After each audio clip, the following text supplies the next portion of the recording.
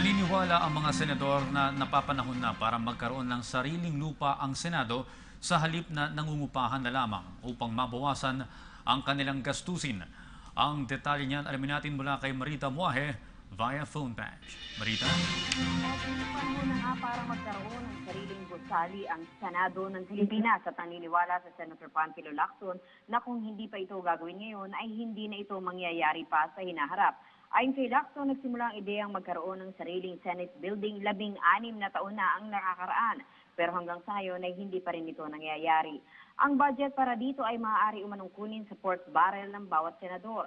Kung lahat lamang umano ng 24 na senador ay nagsasubmit din lamang ng earmark na kahit 200 million pesos bawat isa, makakahulugan ito ng 2.4 billion pesos.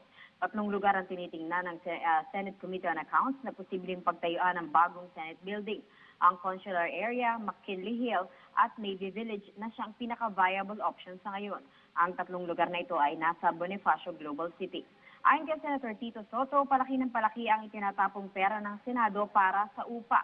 Nasa 31,500 per square meter umano ang presyuhan sa Navy Village na maaaring bayaran sa loob ng 10 taon kumpara sa BGC property na nagkakahalaga ng 90,000 per square meter.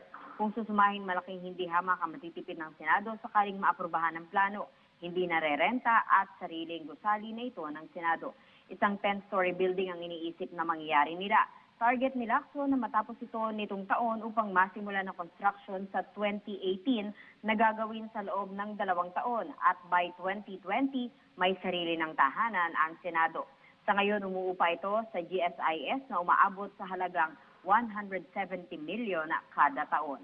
Yan muna, Audrey, ang pinaka-update natin dito sa Senado para sa PTV News.